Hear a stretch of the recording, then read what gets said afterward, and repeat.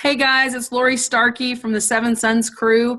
I am super excited today to be here with Kelly Hall. She is one of my closest writing friends and probably one of the only people that can put up with me on a daily basis. But we've been friends for quite a while now. And so I'm really excited to have this interview with her today. I'm going to ask her a couple questions. We're going to laugh. We even thought we might occasionally snort. So we'll see what happens. But welcome, Kelly. I'm really glad to have you, man. Tell us in a 30-second rundown about your indie career, kind of where you've come from to where you are today. Well, I've always enjoyed reading, and I started writing probably more for like therapy once my father passed away in 2008. And so by 2014, I had several books that I really wanted to do something with, and I looked into self-publishing. In 2015, the book series, my Lightkeeper series, it was published by a company, and of course, by 2016, they had gone out of business. And, I thought that was, what else do I do now? Luckily, I joined the Brooks Baxter family, and you published my books for me. And let's see, it was 2017, I started working as a full-time writer, and I had the opportunity to work with so many other writers doing anthologies. And so when I had the opportunity to be a part of Seven Sons, it was a no-brainer for me. I was like, oh yeah, sign me up. So I've been having fun ever since, and I can't wait to share it with everybody. Yeah, very cool. So your original series is actually there's 3 books out right now, and the Lightkeepers, it's a young adult series. Talk 2 seconds about that, just real quick. What is it about? Um, I based it around a hometown urban legend for this ghost road, and I actually set that and put my characters in that world. And I mean, it's just a lot of fun. It's kind of like rural fantasy, I guess, because Yeah. it's placed on some dark, you know, southern backwood road. But I don't know, it's just a lot of fun. And I loved it. I love the series, fantastic series. And funny enough, it's not full paranormal, but just the ghost stuff in it enough. It kind of has the goosebumps feel like Bump in the Night. I remember reading all of them and enjoyed them very much. Now, the promise is you're going to get the last one done sometime in 2019 is our hope. yes, Mine and yes. yours. I don't want to make any promises, but yes, that's our hopes. That's awesome. Well, very cool. We're very excited to have you. You're also a cake decorator, which I wanted everybody to know. You made the cake for my daughter's wedding, which was delicious and beautiful. So you're talented in multiple areas. Okay, so let's talk a little bit about Seven Sons. Why don't you tell everybody who's watching what species you chose within the lines that we're doing, and why? Why'd you choose them?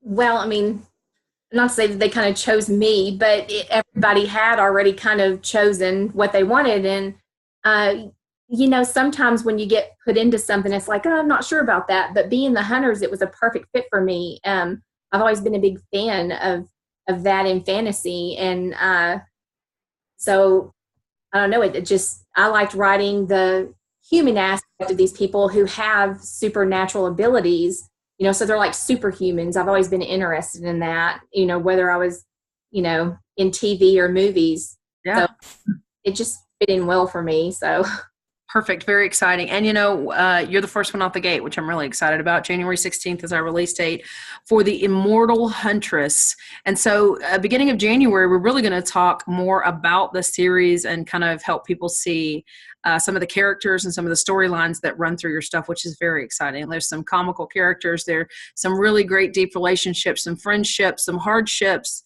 just lots of ships happening over there, man. yeah.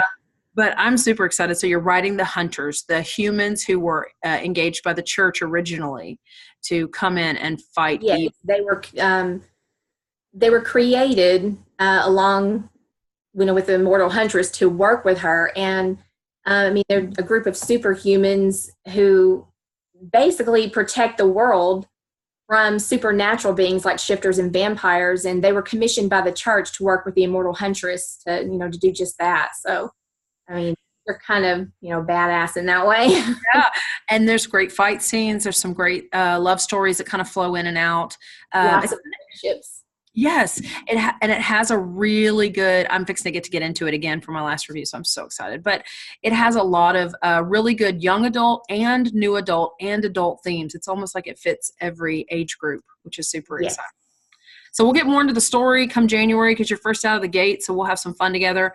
My last question for you is tell me about your favorite character thus far in your 4 books and just a little bit about him or her. It's like picking a favorite child. I mean, I've been working on this for a year, and I guess I should choose the immortal huntress Rebecca, but I really love Ignis Fatuus, who is a mage, and I think that's what's great about being able to do the immortal huntress is because she comes in contact with all these wonderful vampires and shifters, and so I really enjoyed writing that. And her best friend, her sidekick, is this. He's a mage he's an outcast from his people. He's been banished from his homeland in his realm. He's from Esper, so he has actually been seeking refuge on Earth for hundreds of years, and he is responsible for creating the immortal huntress. And so, of course, he kind of does it for selfish reasons, but he's found his place in the world being next to Rebecca. So they have a great friendship, and I think that's what I love most about it is their friendship, not just the one of them. It's like 2 of them together. You couldn't really have one without the other. Yes, I love that. I actually knew that it was going to be him. Do you know when I was teasing you before we got on the video? I totally knew it was going to be him. He's one of my favorites too. But you're right. It's like you can't have one without the other. It's a great relationship. It's the kind of friendship that we all want to have. So, well, very cool. Thank you so much for joining us today. Like I said, we're going to have some great content coming out. Kelly and us on the publishing side are going to have some great content coming out for the Immortal Huntress, which releases January 16th next year. Kelly's got all 4 of her books almost wrapped up, and we'll be coming right out of the gate with all 4 of those stories for everyone. So stay tuned for the next video. We appreciate you, Kelly. We really appreciate you being here today, too. You want to sign off and say bye? Bye. Thanks for having me. Thanks.